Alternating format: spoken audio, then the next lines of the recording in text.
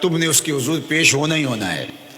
اس کے حضور جانے سے تم بچ نہیں پاؤ گے، چھٹکارا نہیں، رستگاری نہیں. ایک ایک عمل کا تمہیں حساب دینا ہوگا، ایک ایک حرکت اور ایک ایک سکنت تمہاری تشت بام ہوگی. تمہارا پوشیدہ اور مخفی عمل قیامت کے دن سامنے آ جائے گا. اللہ اکبر. یہ قرآن ہے، یہ کوئی فرضی کہانی نہیں ہے. انہ لقول فصل وما هو بالہزل. فرمایا یہ قول فیصل ہے، یہ طے شدہ حقیقت ہے، یہ امر واقعی ہے. یہ کوئی مذاق نہیں ہے کہ یوں ہی کو کہانی بیان کر رہا ہے. یہ سب کچھ ہونے والا ہے، یہ اپنی آنکھوں سے تم دیکھو گے. آج انکار کرو یا اقرار کرو، تمہیں کھلا موقع دیا ہے. حتیٰ کہ تم کافر بن کے زندگی گزارنا چاہو، نمرود بن کے جینا چاہو، فرعون بن کے جینا چاہو، حامان بن کے جینا چاہو، ہم تجھے دنیا پہ موقع دیں گے.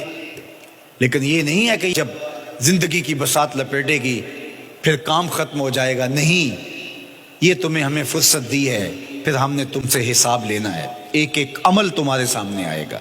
اللہ اکبر. ذرا غور کیجئے. فآمنوا باللہ، تو بہتر ہے کہ اللہ پر ایمان لاؤ. اس کے حضور تو تم نے آنا ہی آنا ہے. بہتر نہیں ہے کہ جیتے جی آ جاؤ، پھر لوگ تجھے اٹھا کے لائیں گے. اچھا نہیں ہے کہ اپنے قدموں سے چل کے آ جاؤ. کی آنکھ سن لوک یعقوب تینوں جدوں ٹر پہ سر منہ کج کے تم. پھر جو کفن کی تنیوں میں لپیٹ کر کے تجھے لے کر کے جایا جائے گا، تو اچھا نہیں ہے کہ اپنے قدموں سے خود چل کے مالک کی دہلیز پہ چلے جاؤ. ایک حدیث میں آتا ہے کہ اللہ بندے کو اپنے سامنے سے ہٹنے نہیں دے گا جب تک اس سے 4 سوال نہیں کر لے گا. آپ دیکھیے، میں دیکھوں کیا ہم ان سوالوں کے جواب دینے کے لیے اپنے آپ کو تیار کر رہے ہیں. پہلی چیز، اللہ پوچھے گا عمر کہاں گزاری. دوسرا سوال، اللہ تعالیٰ علم کے بارے میں پوچھے گا. جو پڑھا تھا بتا، عمل کہاں تک کیا. خلوت، جلوت، زندگی، شام و سحر تیرے اس سیکھے ہوئے علم کی مطابقت میں تھے، یا علم عزت دولت کمانے کے لیے پڑھا تھا. تیسری بات، اللہ پوچھے گا مال کمایا کیسے، اور مجھے بتا مال خرچ کہاں کیا. آج لوگ نیب سے ڈرتے ہیں کہ ہم سے پوچھ نہ لیا جائے کہ یہ آیا کہاں سے. منی ٹریل پیش کرو، یہاں ہم بچ جائیں گے.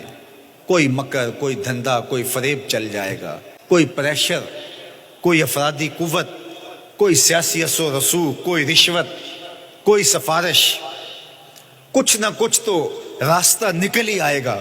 اور آج کی دنیا میں صرف یہی پوچھا جاتا ہے کمایا کہاں سے. یہ نہیں پوچھا جاتا خرچ کہاں کیا. جیسے چاہو خرچ کرو، لیکن وہاں سوال ہوگا وَفِيمَا أَنفَقَهُ، خرچ کہاں کیا. یہ سوال بھی کیا جائے گا. وَعَنْ جِسْمِهِ فِيمَا أَبْلَاهُ، اور جسم کے بارے میں پوچھا جائے گا، اس جسم کو دی ہوئی توانائیوں کو خرچ کہاں کیا. بعض روایت میں عَنْ شَبَابِهِ فِيمَا أَبْلَاهُ، جوانی کے بارے میں پوچھا جائے گا، تیری جوانی کے خوبصورت دن کہاں گزرے. مجنو بن کے چوکوں میں کھڑا تو نہیں رہا، پارکوں کے گرد پروانوں کی طرح گھومتا تو نہیں رہا، تیری نظر بدکاریاں تو نہیں کرتی رہی، اپنی خواہشات کا غلام بن کے زندگی تو نہیں گزاری، تیری ساری ساری رات 4 انچ کی سکرین کے اوپر بدکاریاں کرتے بسر تو نہیں ہوئی. پوچھا جائے گا بتا جوانی کہاں گزری. جوانی مستانی ہے یہ کہہ کر کے تو نے ہر ضابطے سے چھٹی تو نہیں کر لی تھی، یا جوانی کے تقدس کو تو نے محفوظ کیا اور راتوں کی تنہائیوں میں اللہ کے حضور سجدہ ریزی کرتا رہا. میرے اور آپ کے آقا و مولا نے فرمایا جو جوان جوانی میں توبہ کرے وہ اللہ کو محبوب ہے. اللہ اکبر. اور اللہ جن 7 لوگوں پر اپنے عرش کا سایہ کرے گا ان میں سے ایک شخص کا ذکر کرتے ہوئے فرمایا وَشَابٌ نَشَأَ فِي عِبَادَةِ اللَّهِ، وہ جوان جس کی جوانی اللہ کی عبادت میں گزری. قیامت کے دن جب کوئی سایہ نہیں ہوگا اللہ اسے اپنے عرش کا ٹھنڈا سایہ عطا فرمائے گا. میرے مخاطبین جو اس وقت میرے سامنے موجود ہیں بالمشافہ، اور پوری دنیا کے اندر جو اس وقت مجھے دیکھ رہے ہیں، ان میں زیادہ تر تعداد نوجوانوں کی ہے. تو میں آپ سب سے مخاطب ہوں اور آپ کو کہتا ہوں کہ یہ جوانی دوبارہ نہیں ملنی. بندہ کہتا ہے بڑھاپا آئے گا دیکھ لیں گے. جس طرح ہر چیز کا سرور جوانی میں ہوتا ہے، ہر چیز کا لطف بندہ کہتا ہے جوانی میں ہے، سجدوں کا جو لطف جوانی میں ہے وہ کسی اور زمانے میں نہیں ہے. اپنی پیشانی کو سجدوں سے آشنا کرو، اپنی جوانی کو مثل سحر بے داغ رکھنا، اپنے شباب کو الجھنے نہ دینا، اپنے شباب کے تقدس کو پامال نہ ہونے دینا۔ اس کائنات کا بہترین چہرہ وہی ہے جو جنسی کالک سے محفوظ ہے۔ اپنے تقدس کو مجروح نہ ہونے دینا۔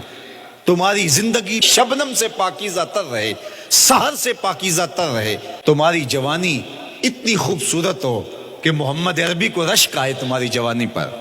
اپنی جوانی کو آوارگی میں بسر نہ کرنا، اپنی اس جوانی کو دین کے لیے وقف کرنا۔